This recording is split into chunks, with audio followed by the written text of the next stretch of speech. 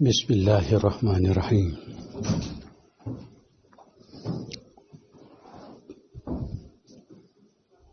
لا ابرئ نفسی ان النفس لامارۃ بالسوء الی آخر الآیہ۔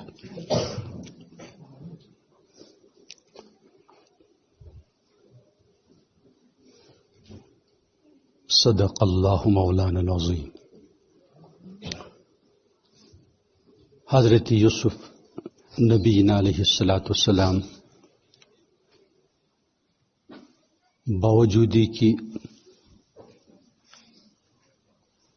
انبیاء علیہ السلام میں شامل تھے،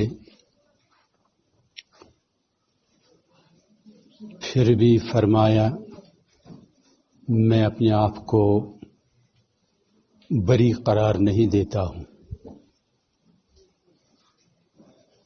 لا ابرئ نفسی ان النفس، یقینا نفس لامارۃ بالسوء، بہت زیادہ امر کرتا ہے، بہت زیادہ آرڈر کرتا ہے، بالسوء برائی کا۔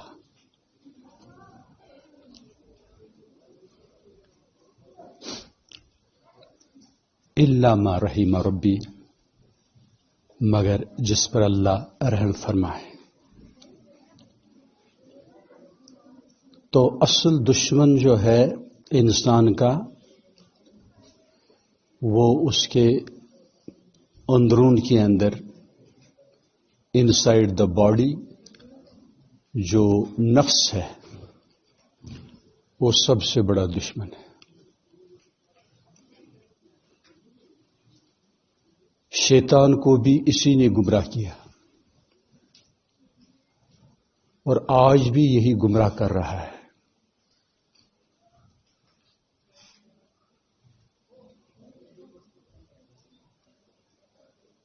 عموماً لوگ اسی نفس امارہ بالسوء کی اطاعت کرتے ہیں، اس کا حکم مانتے ہیں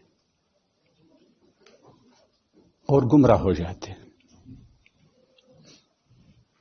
اس لیے نفس کی مخالفت فرض ہے، ضروری ہے۔ دنیائی زندگی ٹھیک سے گزارنے کے لیے بھی نفس کی مخالفت ضروری ہے۔ اس کا جائز حکم بھی فوری طور عمل میں نہیں لانا چاہیے۔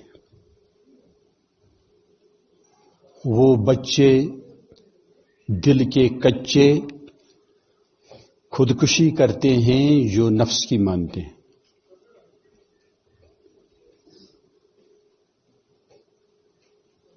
تو اس لیے اس کا آرڈر، حکم جائز بھی ہو، فوری طور نہیں ماننا چاہیے۔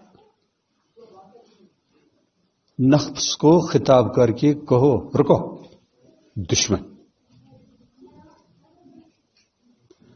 پھر جب دین اجازت دے تو ٹھیک،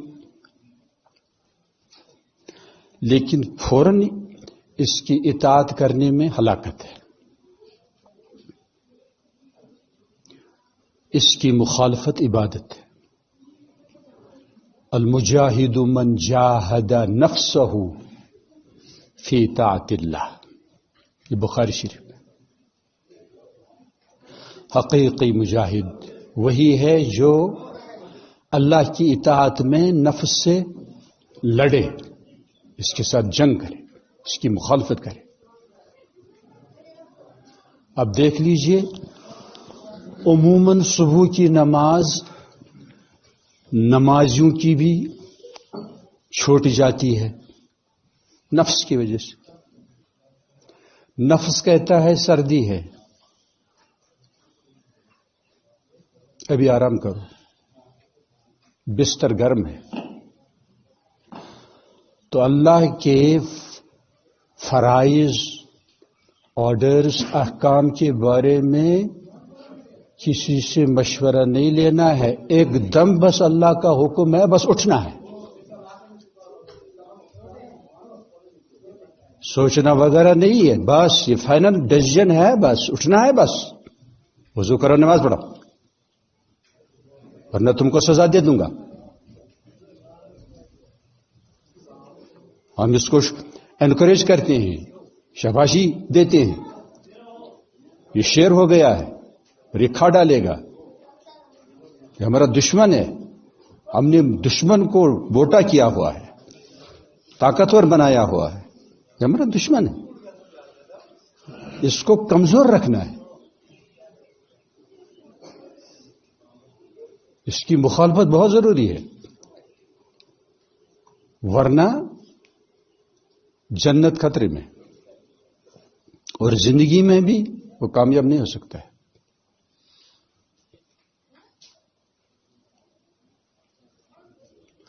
انبیاء بھی اس کی مخالفت کرتے تھے علیہ السلام، اولیاء بھی اس کی مخالفت کرتے ہیں. کچھ سما گیا؟ سیدنا شیخ عبد القادر جیلانی رحمۃ اللہ علیہ الفتح الربانی میں فرماتے ہیں، اس کا مفہوم من اطاعتہ فہو الہ، جس کی آپ مانیں گے کسی شرط کے بغیر، وداؤٹ اینی کنڈیشن، فہو الہ، کو تمہارا خدا ہے. اگر تم نے نفس کی مانی کسی شرط کے بغیر، جو کہا نفس نے بس فوراً عمل میں لایا، تو تمہارا خدا نفس ہے.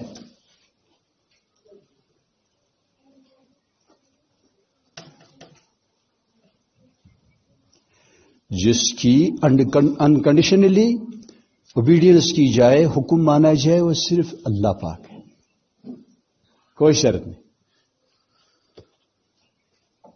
اللہ کے سوا کسی اور کی مانی، کوئی سمجھ گیا؟ یہ بھی ایک قسم کا شرک ہو گیا.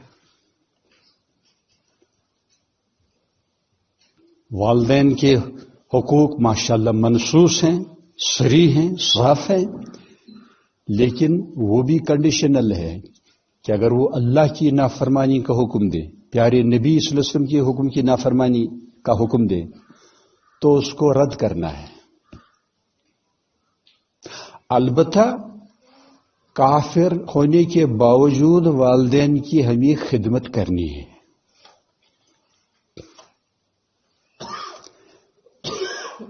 لیکن اگر وہ کہے کہ اعوذ باللہ اللہ کا حکم چھوڑ دو، نماز چھوڑ دو، تو نہیں مانیں گے لڑائی کے بغیر،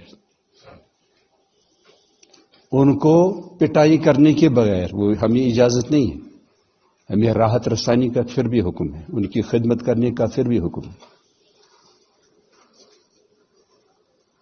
کوئی بھی ہو، ٹیچر ہو، پروفیسر ہو، حاکم ہو، اللہ سبحانہ و تعالی اور رسول اکرم صلی اللہ علیہ وسلم دائما ابدا ان کے آرڈرز کے خلاف کچھ کرنے کو کہیں تو وہ مردود ہے. انما الطاعۃ فی المعروف، فرما برداری نیکی میں ہے.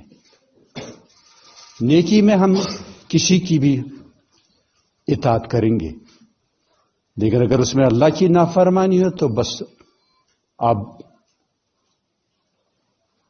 راہ نجات تلاشنی ہے کہ اب بچنے کی کیا صورت ہے. میں تو اللہ کی نافرمانی کروں گا نہیں، پیارے نبی صلی اللہ علیہ وسلم کی خلاف ورزی کروں گا نہیں. اس کو کہتے ہیں مومن، اس کو کہتے ہیں مسلم، اس کو کہتے ہیں obedient submissive to the will of God. یہ نہیں کہ اللہ کو بھی سجدہ، اوروں کو بھی سجدہ. نماز بھی پڑھ رہا ہے اور اللہ سبحانہ تعالیٰ کے احکام بھی توڑ رہا ہے.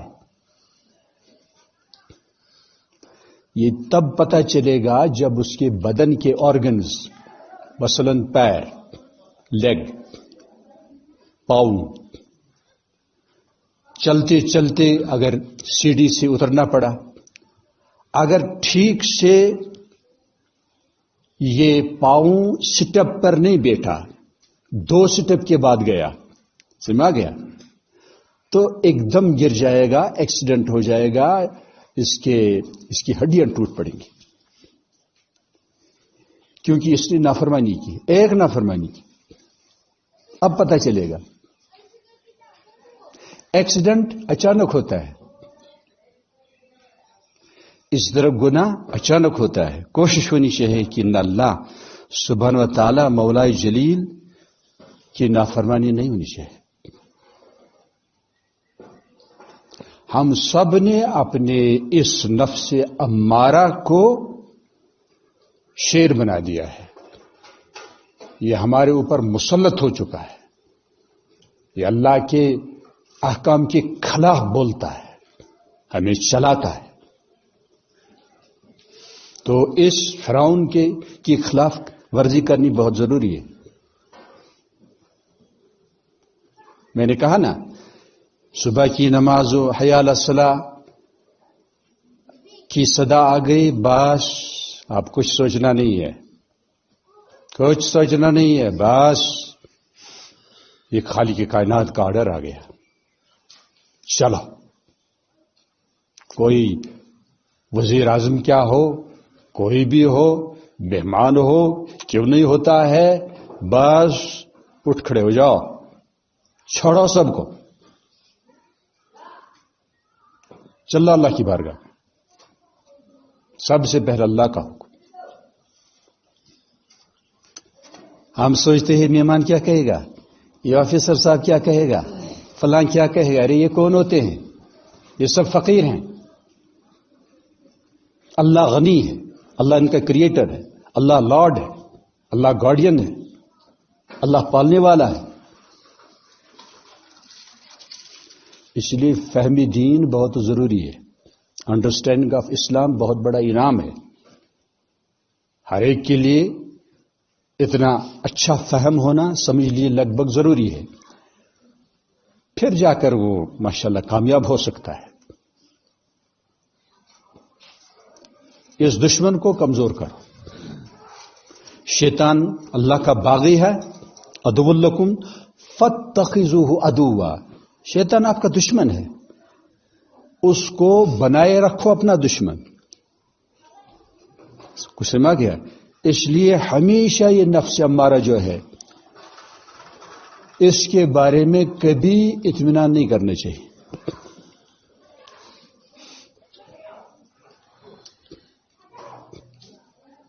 بھروسہ کچھ نہیں نفس امارہ پر زاہد.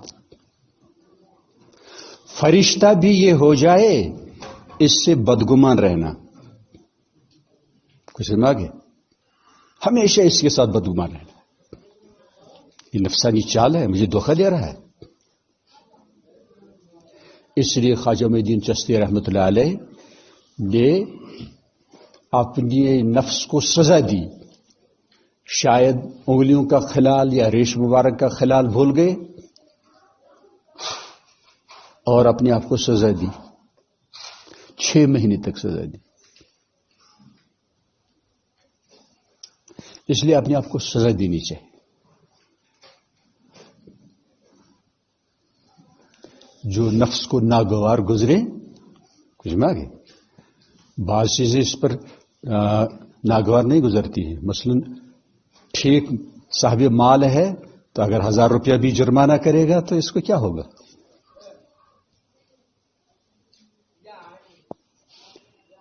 حضرت عمر رضی اللہ عنہ, بڑے بڑے ایمبیسڈرز آ گئے, ڈیلیگیشنز آ گئے, وفدیں آ گئی, تو حضرت عمر رضی اللہ عنہ وارضا بس نفس کی چال تاڑ گئے کہ خیال آیا اپنی بڑائی کا, تو اچھا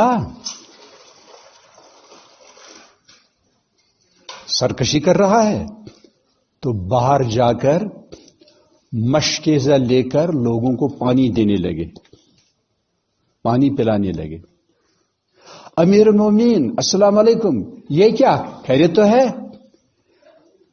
عمر کا نفس ذرا پھول گیا تھا, موٹا ہو گیا تھا, سرکشی کر رہا تھا, اس کو سزا دے رہا ہوں, اس کو سزا دے رہا ہوں. ہم اپنے آپ کو سزا نہیں دیتے. اپنے مزاج کو دینی مزاج بنانا ہے, اپنے کریکٹر کو نبوی کریکٹر کے مشابہ بنانا ہے. کاروبار ہو، مزدوری ہو، ملازمت ہو، چلنا پھرنا ہو، اس کو مولڈ کرنا ہے، اسلام کے قالب میں اس کو ڈالنا ہے، سنت کے قالب میں اس کو ڈالنا ہے.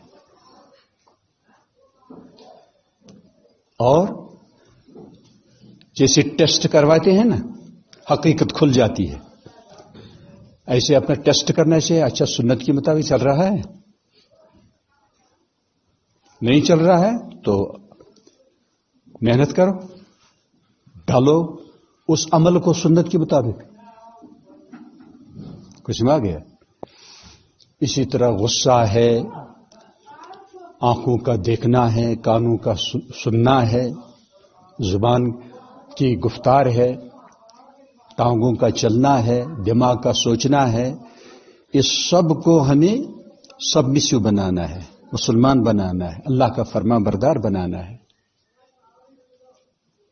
کچھ سمجھ گئے؟ کلام چیک کرنا ہے، جو بھی کلام نکلا چیک کرنا ہے.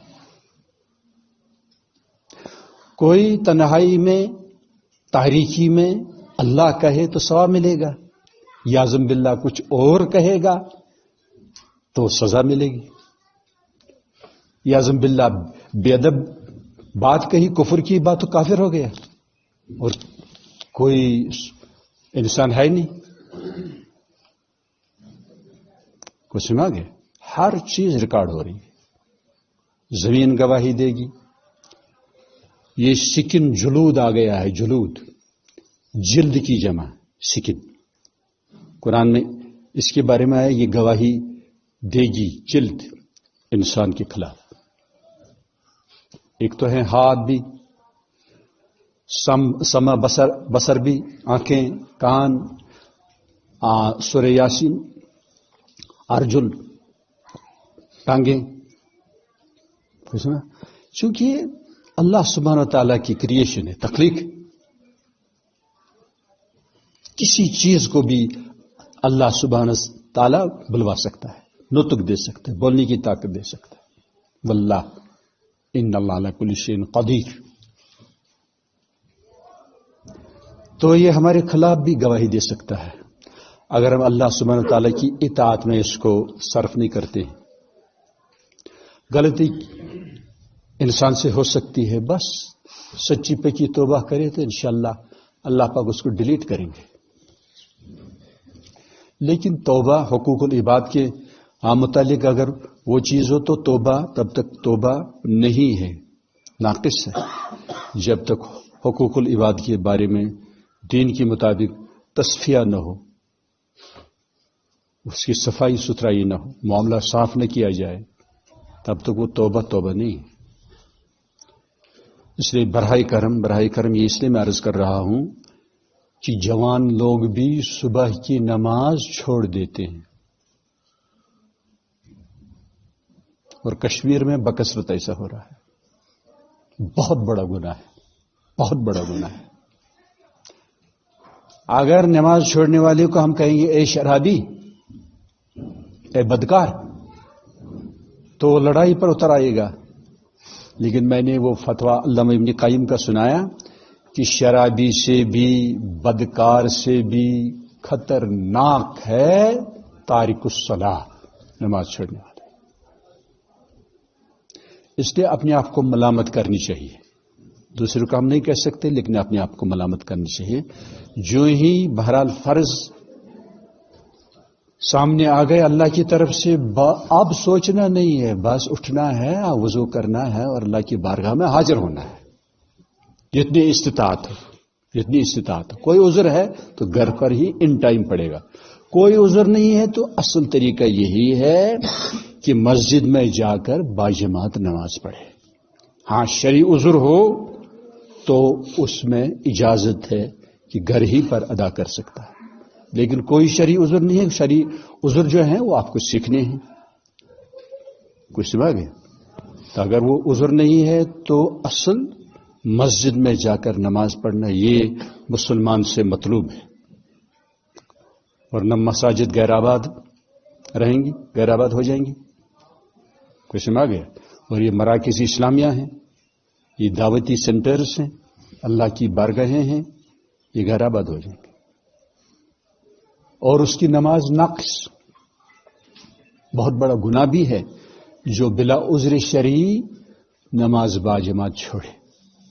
آزار سنگین خطرہ ہے، سخت سردی ہے، بہت برف باری ہے، بہت سنگین بارش ہے، بہت تند ہوائیں ہیں، یا گھر میں کوئی سخت بیمار ہے، اہلیہ تن تنہا ہے، والدہ تن تنہا ہے، تو یہ عذر ہیں. اس کے بغیر کوئی تیماردار یا رکھوالی کرنے والا نہیں ہے تو پھر گھر ہی میں اس کو رہنا ہے. اگر وہ نماز مسجد میں پڑھے گناہ گار ہوگا. بیوی ڈرتی رہے گی، والدہ پریشان رہے گی، یا والد صاحب پریشان رہے گا، یا چھوٹے چھوٹے بچے ہیں وہ ڈر جائیں گے، اور یہ مسجد میں نماز پڑھ رہا ہے تو گناہ گار ہوگا. کچھ سمجھ گیا. اور دوسرے لوگوں کو بھی اس کی رعایت کرنی چاہیے کہ اس کے گھر میں پرابلم ہے، اس لیے نماز مسجد میں نہ پڑھ سکا، ورنہ غیبتیں شروع ہو جاتی ہیں. اللہ پاک آپ کو بھی مجھے بھی بلند قسم کا ایمان نصیب فرمائے، اور سستی کی بیماری، غفلت کی بیماری، دوسری بیماریاں ان کو ختم کر دے اور ہمیں شفاء عاجل سے نوازے. ربنا آتنا فی الدنیا حسنہ وفی الآخرۃ حسنہ وقنا عذاب النار. والسلام علیکم ورحمۃ اللہ وبرکاتہ.